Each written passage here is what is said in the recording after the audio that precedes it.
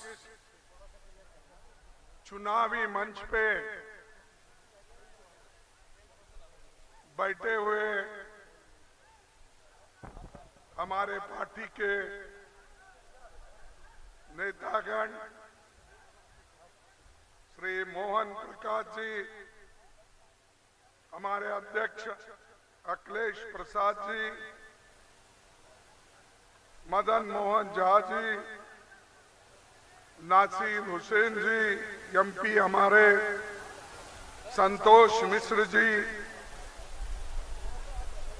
MLA Manoj Ram, हमारे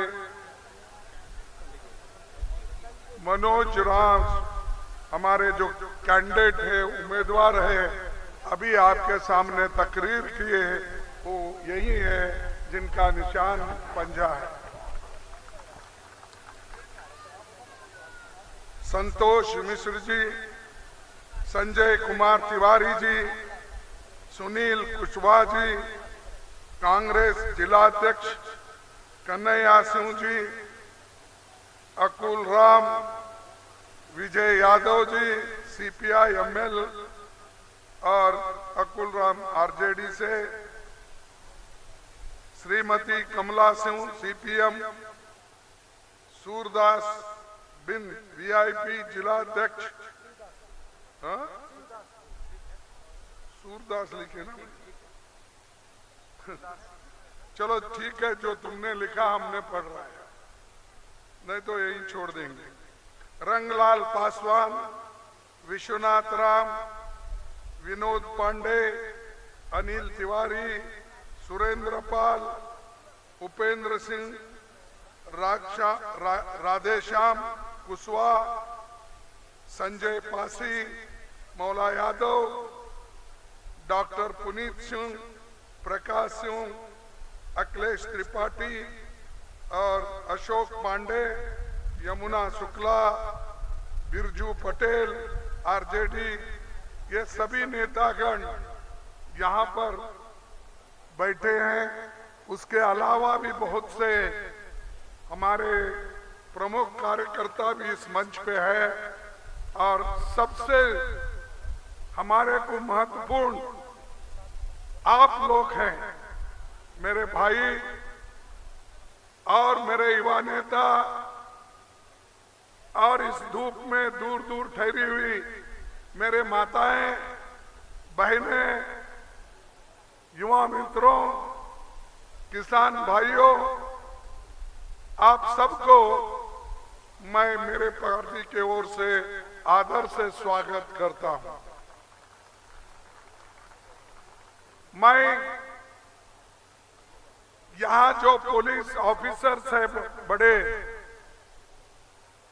उनको एक मैं सलाह देना चाहता हूं, मीटिंग में जो लोग आना चाहते हैं उनको आप छोड़ दीजिए। यहाँ कोई गड़बड़ करने वाले नहीं है, लेकिन सुनने के लिए जो आएंगे यहाँ पर 15-20 मिनट रह के फिर वो वापस चले जाएंगे। तो इसलिए मैं कहता हूँ, देरी करे बगैर अपने लोगों को बोलिए कि जल्दी उनको अंदर भेजने के लिए। साथियों, सासाराम लोकसभा सीट हमारे लिए बहुत महत्व रखता है। इसीलिए महत्व रखता है, ये कैमूर और सासाराम दोनों जिलों का बहुत गौरवशाली इतिहास रहा है। 1857 की महान क्रांति से लेकर आजादी के आंदोलन में इसका बहुत बड़ा योगदान है। आज हमारी सभा जगजीवन राम मैदान में हो रही है और सासाराम संसदीय सीट और बाबू जगजीवन राम को पूरा देश जानता है। बाबूजी देश के उप प्रधानमंत्री और हमारी कांग्रेस पार्टी के अध्यक्ष भी वो रहे। स्वतंत्रता सेनानी और राष्ट्र निर्माता के रूप में उनका कंट्रीब्यूशन बहुत है। सामाजिक अन्याय, भेदभाव, छुआछूत के खिलाफ जीवन भर लड़ते रहे। एससी, एसटी और कमजोर तबकों को न्याय दिलाने के लिए हमेशा लड़े। जगजीवन राम जी लगातार यहां से 8 बार चुन के आए। 8 बार चुन के आए ना, तो किसी चुनाव में हारे नहीं। अब ये मनोज कुमार कैसा हारेगा? उन्होंने भी हारे नहीं और ये भी हारेगा नहीं जब तक आपकी आशीर्वाद है। वो चुन के आएगा, भारी बहुमत से आएगा। 32 साल अधिक समय तक बाबू जगजीवन राम जी कैबिनेट मंत्री रहे, रेल मंत्री रहे, कृषि मंत्री रहे, रक्षा मंत्री रहे और विकास में उन्होंने बहुत कुछ काम इस देश में किया। जब देश 71 की जंग में 50 साल अब हम उसको मना रहे हैं, तो हमारे प्रधानमंत्री मोदी जी ने तो इंदिरा गांधी जी और बाबू जगजीवन राम जी का नाम लेने भी जरूरी नहीं समझा। क्या ये बिहार और बाबूजी का अपमान नहीं है? वो कहते हैं कि 71 के हमारी जो लड़ाई पाकिस्तान के साथ हुई, पहले लड़ाई में भी हमने जीत हासिल की 1965 में। उसके बाद फिर 1971 के लड़ाई में भी हमने जीत हासिल की और बांग्लादेश को हमने आजाद करके दिया। और ये हमारी कांग्रेस पार्टी की छवि है। लेकिन मोदी अपनी ही बात बोलते हैं। अरे जो आदमी आजादी के वक्त पैदा हुआ, आजादी के लिए भी लड़ा नहीं, आज इतना उछाल रहा है, कभी कुछ भी बोलता है, कभी कुछ भी बोलता है। ये ठीक नहीं है।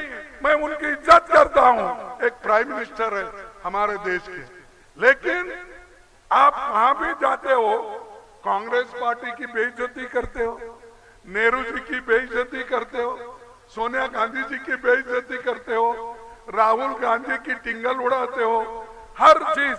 यहां तक कि उन्होंने ये कहा अगर गठबंधन वालों को कितना नाचना है नाचो और आपको मुजरा करना है तो भी करो, बोले।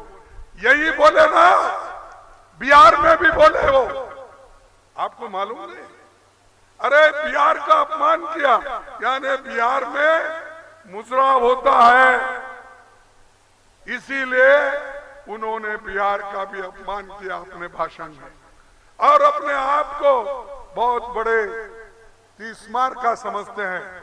लेकिन इस देश की जनता तीसमार का है। आप लोग उनको हराएंगे और गठबंधन को जिताएंगे और बीजेपी इस बार हट जाएगी। आपके 10 साल में आपने कुछ नहीं किया, फिर भी आप बार बार कहते हो कांग्रेस ने क्या किया। इसका मतलब बाबू जगजीवन राम ने कुछ नहीं किया, नेहरू जी ने कुछ नहीं किया, इंदिरा गांधी जी ने कुछ नहीं किया और हमारे राजीव गांधी जी ने कुछ नहीं किया। सब कुछ इनके जमाने में हुआ। ये जो बिल्डिंग खड़ी हुई है यहाँ, ये मैदान भी उन्होंने पैदा किया, ऐसा मालूम होता। क्योंकि जो कुछ भी आज देश में प्रगति हुई है, वो प्रगति कांग्रेस ने किया है। और जो रिजर्वेशन है, रिजर्वेशन इन्होंने नहीं दिया।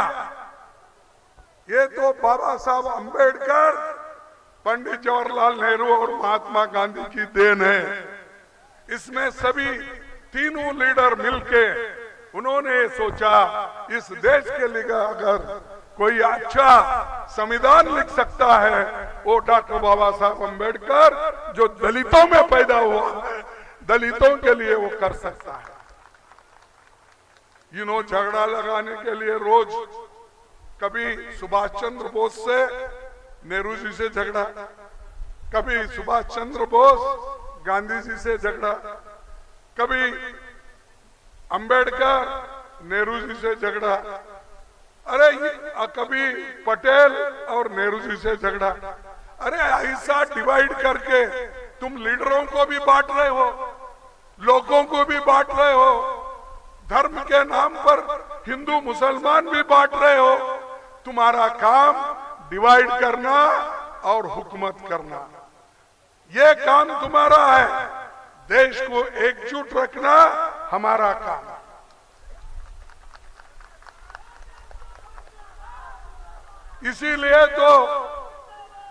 इसीलिए तो राहुल गांधी ने कन्याकुमारी से लेकर कश्मीर तक भारत जोड़ो यात्रा पैदल चले।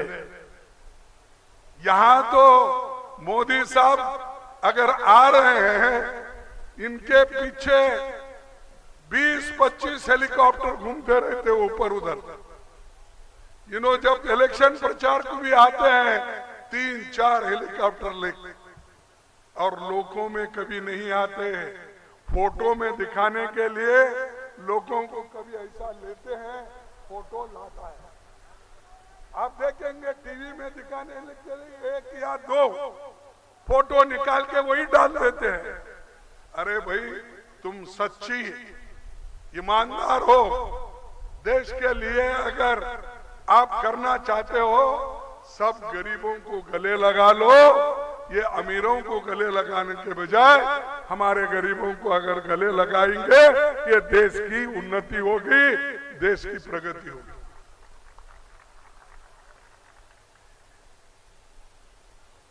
बिहार से भी बहुत से लोग अग्निवीर में गए होंगे, लेकिन हम चाहते हैं इस देश में सबको नौकरी मिले, और वो भी पक्की नौकरी मिले। इसीलिए मिलिट्री में भर्ती करने का काम उन्होंने बंद किया, और अग्निवीर 4 साल के लिए उन्होंने स्टार्ट किया। उससे उसको पेंशन नहीं मिलता, उनको कोई फायदा नहीं मिलता, उनके घर को वो कुछ भेज भी नहीं सकता। ऐसी जो नौकरी उन्होंने तैयार की, तो उससे किसी को भी फायदा नहीं होता।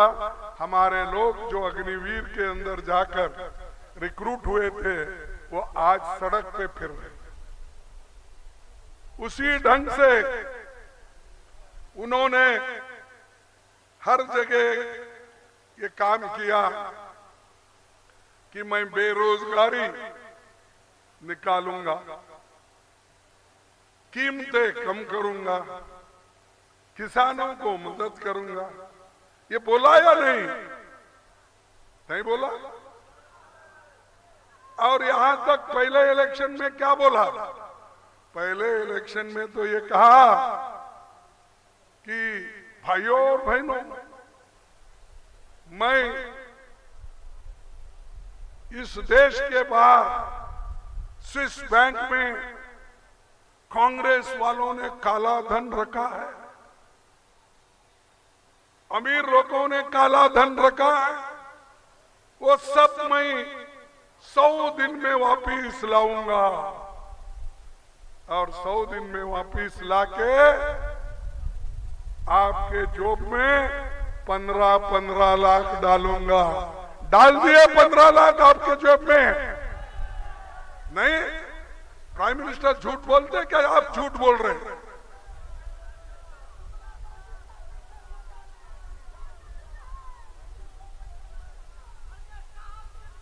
अरे छोड़ो भाई, एक झूठ माफ करो, एक झूठ माफ करो।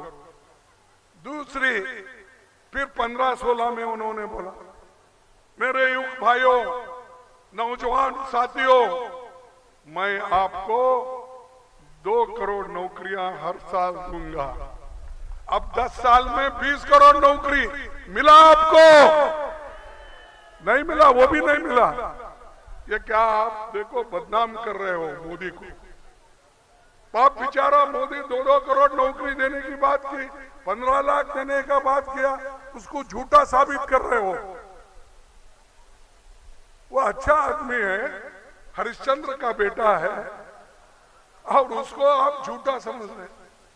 जो वायदा करते वो देने वाले हैं।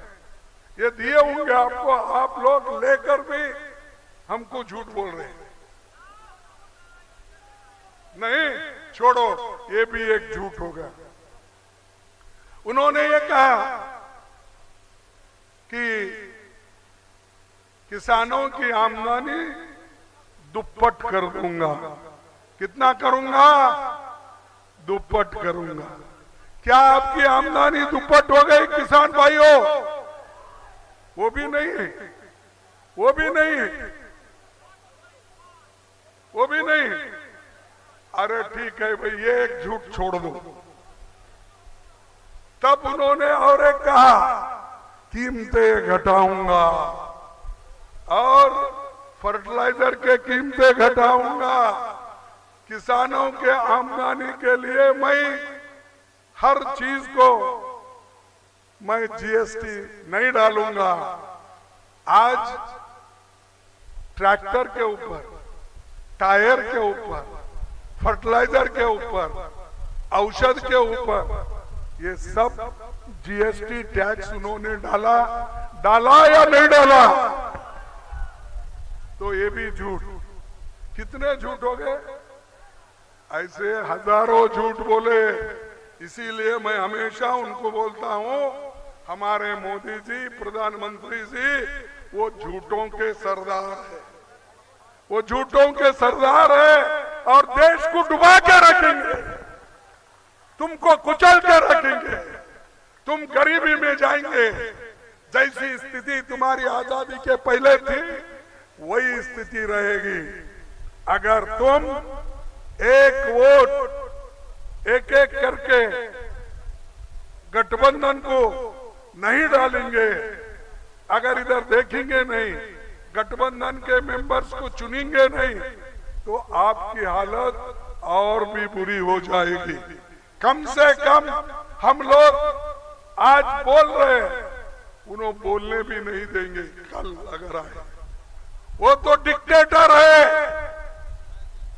और डिक्टेटरशिप तीसरी बार अगर आएगा, वो डिक्टेटर बनके तुमको बोलने नहीं देगा। आज पेपर वाले परेशान हैं, टीवी वाले परेशान हैं। क्यों?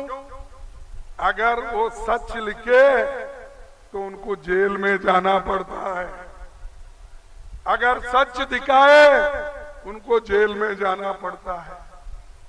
अगर अच्छा कोई लिखने वाला है तुम्हारे लिए अगर लिखा, तो उसको भी उसकी पेपर बंद कर देंगे। ये हो रहा है या नहीं देश में? तुम मुझे बोलिए।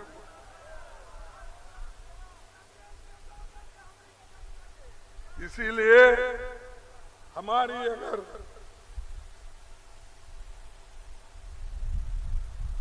हम ये वायदा करते हैं युवाओं को, हम आने के बाद गठबंधन सरकार आते ही 30 लाख नौकरी हम दे देंगे, और पहली नौकरी पक्की कर देंगे। युवा रोशनी के लिए 5000 फंड हम हर स्टेट में रखेंगे। और आज जो नौकरियां बुलाते हैं, बुलाने के बाद जल्द से जल्द पेपर लीक होता है। अरे इधर बच्चे हमारे पढ़ते हैं, रात भर पढ़कर वो लोग जागकर अपनी तैयारी करते हैं, लेकिन जब वो तैयारी करके एग्जाम को जाते हैं, परीक्षा देने के लिए जाते हैं, उसी दिन पेपर लीक होता है। ये कैसा होता है? अरे इस देश में पेपर लीक होता है, वो गवर्नमेंट देखती नहीं उसे। लाखों बच्चे तैयारी करते हैं, उनके लिए तुम क्या कर रहे हैं? हम आगे पूरी कोशिश करेंगे हमारे नौजवानों को साथ देने के लिए, उनके भविष्य बनाने के लिए पेपर लीक नहीं होने देंगे। और मैं ये भी कहूंगा कि कांग्रेस हमारे कुछ गारंटीज है। अब मोदी की तो गारंटी आपने सुना या नहीं सुना? 15 लाख का, 2 करोड़ का, डबल इनकम का, बुलेट ट्रेन का, ये सब उसके ही है गाने बजाने। अरे सुनो भाई, खूब मेहनत करो, चुनाव में जीत के लाओ, फिर जिंदाबाद की घोषणा करो।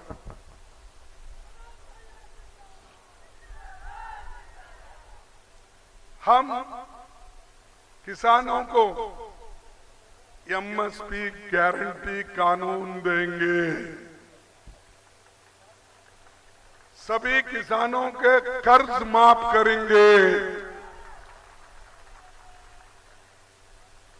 जीएसटी मुक्त खेती के जितने भी सामान हैं वो जीएसटी निकालेंगे। और जो बीमा योजना है वो 30 दिन में हम आपको अपने अकाउंट में डालेंगे। ये हमारा वायदा है। और आजकल मोदी जी हमेशा अजीबो गरीब बात करते हैं, मेरे को समझ में नहीं आ रहा। एक देश का प्रधानमंत्री है, जो प्रधानमंत्री इस देश का है, उनको उल्टी सीधी बातें नहीं करना चाहिए। कहीं कुछ बोले, कहीं गए भैंस की बात बोले। सुने आप? क्या सुने? बोलो। 2 भैंस है आपके घर में, तो 1 भैंस मुसलमान को देंगे, ये बोला उन्होंने। 2 एकड़ जमीन है, 1 एकड़ जमीन कांग्रेस वाले छीन लेंगे, तुम्हारी मंगलसूत्र भी छीनेंगे। ये बोला या नहीं बोला? अगर किसी में दम है, हमारे महिला के ऊपर का जो मंगलसूत्र निकालने का, हमारे लोग चुपेटेंगे। तुम लोगों को ऐसा सबक सिखाएंगे, फिर से ऐसी बात आप कभी नहीं करेंगे।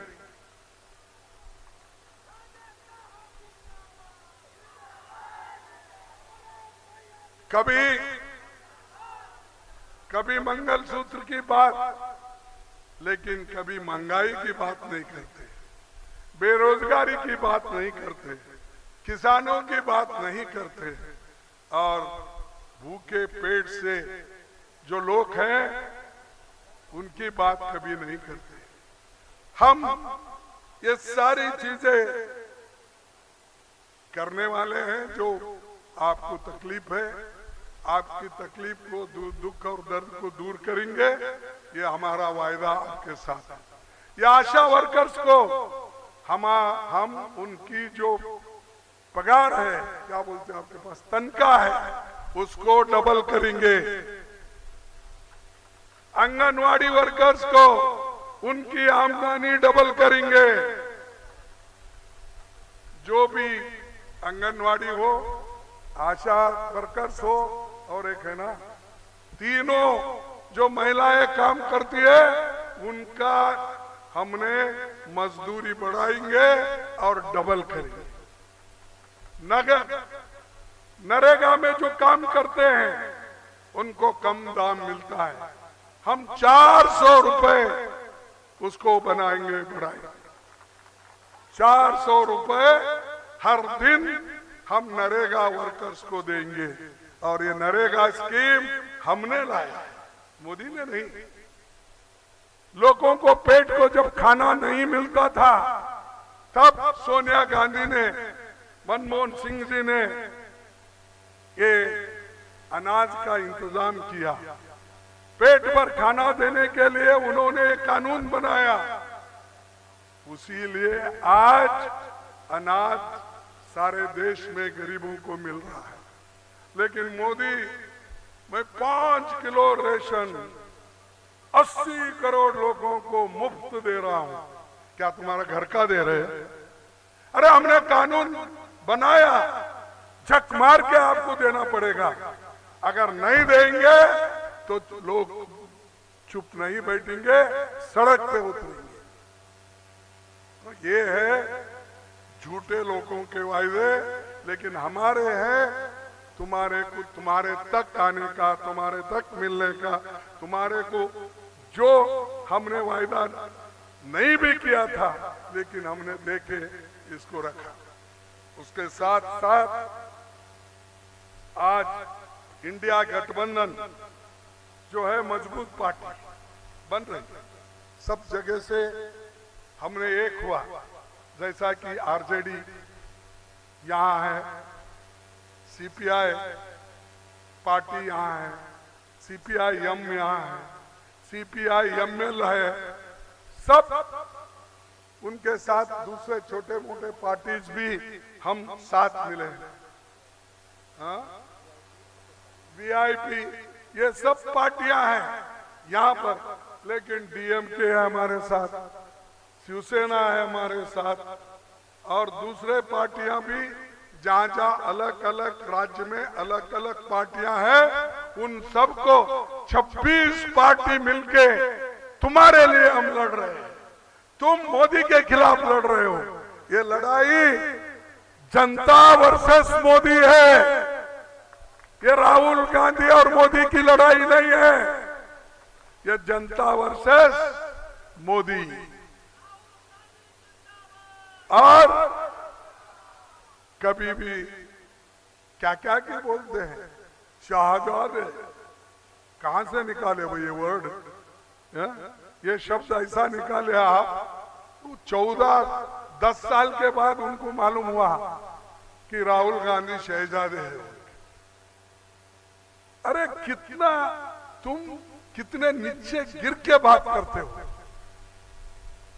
ये छोड़ना चाहिए।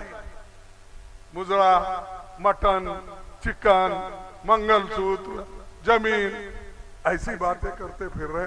कोई प्राइम मिनिस्टर इस देश में ऐसी बात पहले किया नहीं, करने वाला भी नहीं, आगे आने वाला, लेकिन इन्हों कर रहे हैं।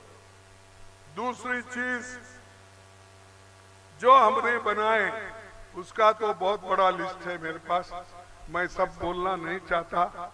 जैसा कि एयरपोर्ट है, पोर्ट है, रोड्स है, डैम्स है, स्टील फैक्ट्रीज है, ये सब किसने किया? 10 साल में हो गए ये सब। तो मैं ऐसी सरकार को हटाओ जो हमने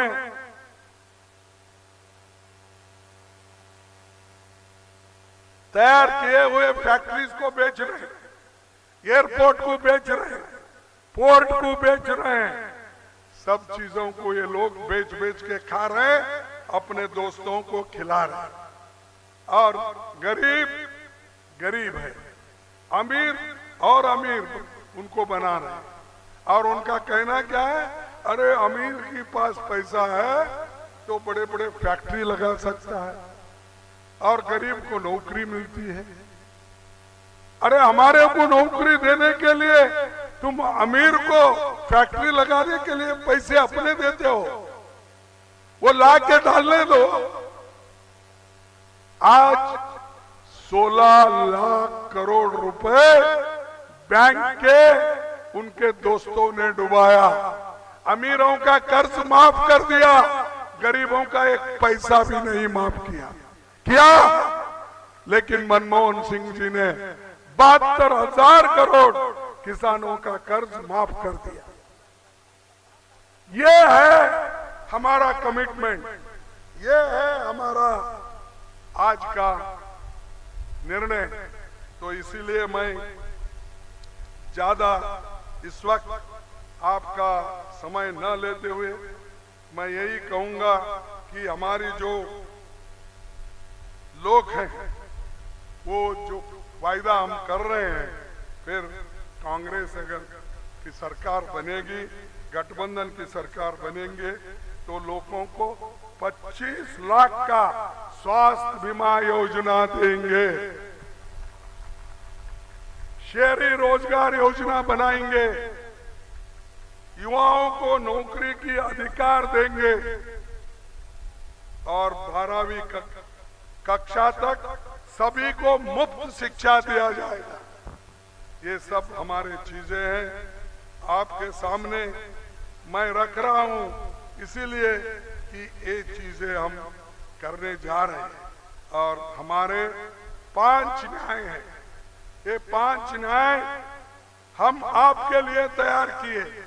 जब हमारा चुनावी प्रणाली तैयार हुआ, मैनिफेस्टो तैयार हुआ, मोदी जी बोले ये तो मुस्लिम लीग की मैनिफेस्टो है।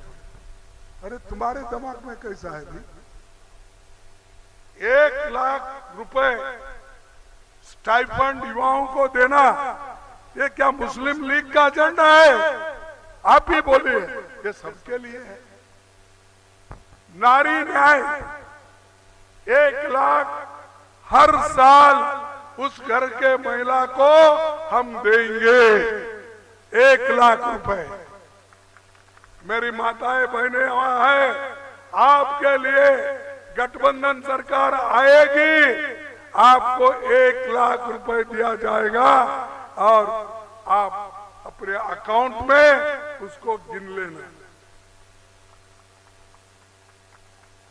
कर्जा माफी का तो मैं बोला, 400 रुपए का भी मैंने जिक्र किया, जो हमारे नरेगा स्कीम में और दूसरे जो कानून हम बना रहे हैं मजदूरों के बारे में, वो भी कानून हम लागू करेंगे। और जनगणना हम ये इसलिए करना चाहते हैं, किसकी संपत्ति, किनके पास ज्यादा जमीन है, कितने लोग गरीब हैं, कितने लोग ग्रेजुएट्स हैं, कितने लोग नौकरी में हैं, इसका पता चलने के लिए और बाकी के लोगों को हम क्या करना, इसका हम एक पॉलिसी बनाने के लिए काम कर रहे हैं। तो मोदी साहब क्या बोल रहे हैं? तुम्हारी संपत्ति छीन लेंगे। भाइयों और बहनों, अहमदाबाद में भी यही बोलो, मेरे गुजराती भाइयों, तुम्हारे घर में अगर 2 भैंस है, 1 भैंस वो छीनेंगे और मुसलमानों को देंगे। तो ऐसी बात करते हैं, इसीलिए इनको हटाना जरूरी है। क्या करना? हटाना, हटाना, हटाना। और मैं आपसे और एक निवेदन करता हूं, देखो इस कार्यक्रम को आप लागू करो और हमारे मनोज कुमार को भारी बहुमत से चुन के लाओ। इनका निशान क्या है? पंजा। इनका निशान कहां है? नंबर 1 पे है, नहीं 1 नंबर पे है। देखो 1 नंबर ही आना चाहिए विजय होके बाहर। और हमारी लड़ाई सिर्फ 4 पे है। हम ये चाहते हैं, एक तो बेरोजगारी का, एक चाहते हैं हमारी कीमतें घटाने का, तीसरा हम चाहते हैं इस देश के संविधान को बचाने का। इस संविधान जो गरीबों के लिए लिखा गया है और सब हकूक इसमें है, सबके लिए है, किसी एक जाति के लिए, किसी एक कौम के लिए नहीं है, पूरे देश के 140 करोड़ जनता के लिए ये हमारा कॉन्स्टिट्यूशन है। जो कॉन्स्टिट्यूशन हमको पार्लियामेंट में दिया जाता है वो आपके सामने दिखा। और दूसरी चीज है कि लोकतंत्र को बचाना। डेमोक्रेसी अगर रहेगी तभी लोग आपके पास आएंगे, वोट पूछेंगे। अगर डेमोक्रेसी नहीं है आपको कोई पूछने वाला नहीं है। आजादी के पहले गरीब लोगों को कोई वोटिंग के लिए नहीं आता था, पूछने को नहीं आता था। अब हर आदमी आके आपको घर को टकराता है और कहता है देखो बाबूजी, देखो बहन जी, देखो चाची, चाचा, भाई, कहकर अब वोट मांगने आते हैं, क्योंकि इस देश में डेमोक्रेसी है और लोकतंत्र है। ये लोकतंत्र रहेगा तो हम सब सुरक्षित रहेंगे। इसको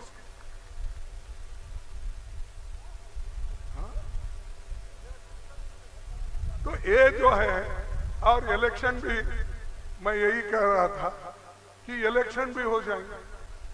डेमोक्रेसी नहीं तो मोदी डिक्टेटर बन के आएंगे, हुकुम शाह, और वो जो बोलेंगे वही हो जाएगा। इसलिए ये डिक्टेटरशिप को हम सत्ता पे आने नहीं देंगे। ये काम आपको करना है। इसीलिए मैं ज्यादा वक्त न लेते हुए आप सबको एक एक आदमी कम से कम 100 वोट लाना चाहिए, 100 वोट। और बाकी के लोग तो वहां जो घर में बैठे उनको भी मैं विनती करता हूं, वो भी एक एक आदमी घर घर फिर के अगर 100 वोट लाएंगे तभी हम कुछ कर सकेंगे।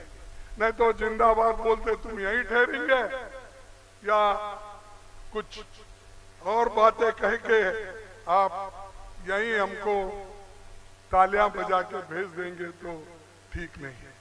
तो इसलिए मैं इतनी बात कह के अपने